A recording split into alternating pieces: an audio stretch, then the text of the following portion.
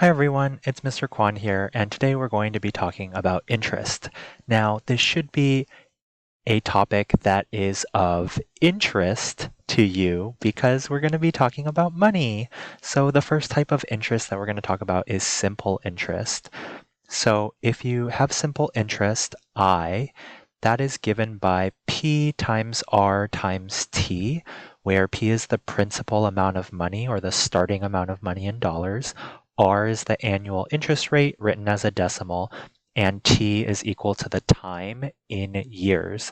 So example 1 says if $7,000 is invested for 2 years at an annual interest rate of 9%, how much interest will be received at the end of the 2-year period?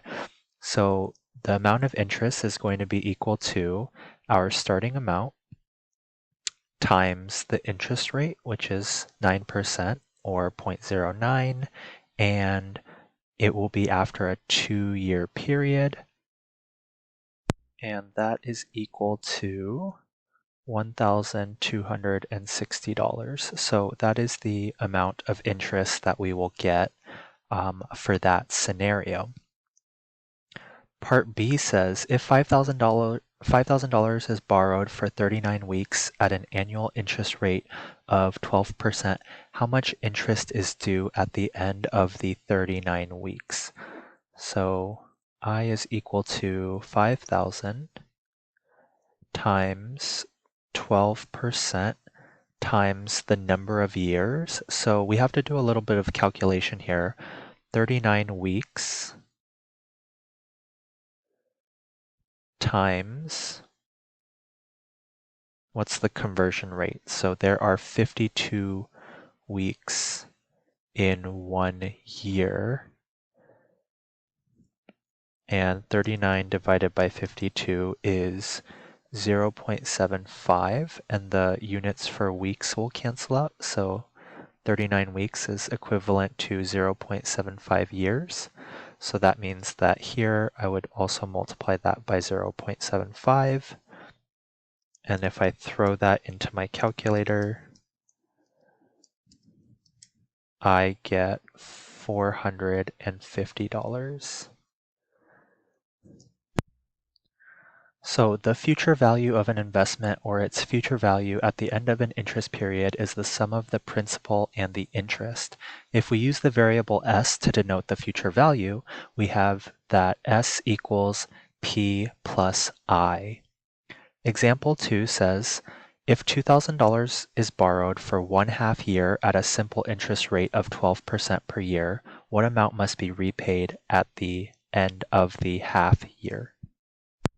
So first we would need to calculate the interest. So that's going to be the $2,000 times 12% times 1/2 year. So that's going to be 0.5. And that is $120. And so the amount that we're going to have to pay back is going to be the interest plus the principal amount. So P plus I.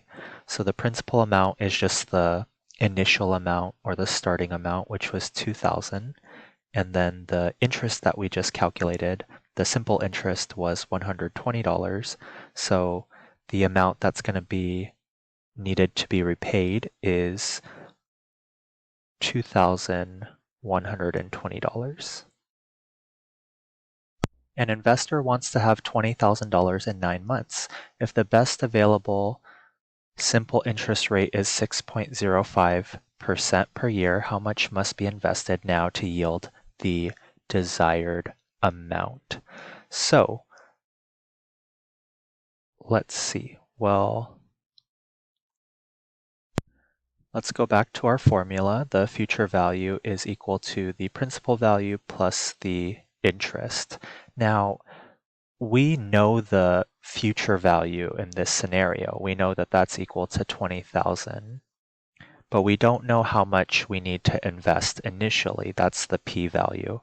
And I'm going to replace I with PRT.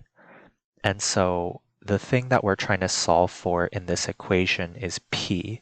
Now, do we know the interest rate, Yes, we do. Do we know the time? Yes, we do. So let's fill those values in.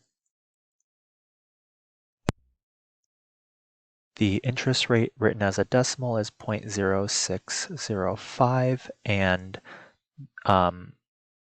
the time is given to us in months, but we want to convert that to years. So 9 months. We know that there are 12 months in 1 year.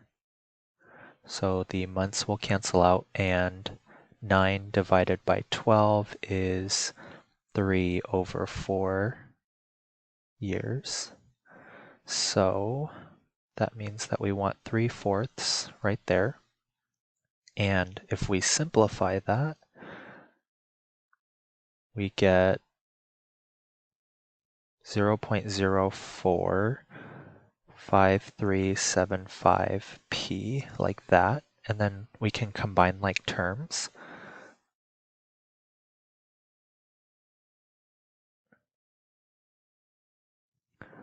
So then we would get 20,000 equals 1.045375p, and then we would want to divide both sides by that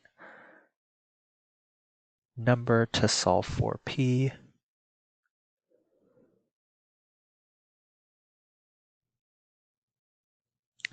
So then we would get that p is approximately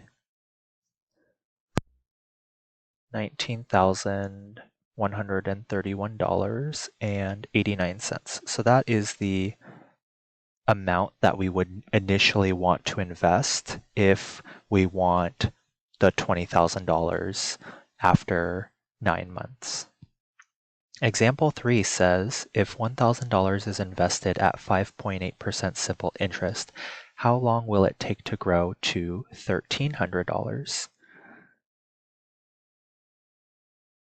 Okay, so again, we have S is equal to the principal plus the interest, and we know that we want our future value to be 1,300. We know that we're starting off with 1,000, and remember that the interest or the simple interest is equal to PRT, so P is the starting value. The simple interest is 0.058, and the thing that we're trying to solve for is t. That's our unknown value. So I'm going to subtract 1,000 from both sides. And if I do that, we get 300 is equal to 1,000 times 0.058 is 58, and then t, and then I can divide both sides by 58, and we get that t is approximately 5.17 years. So that is the amount of time it will take for our investment to grow to $1,300.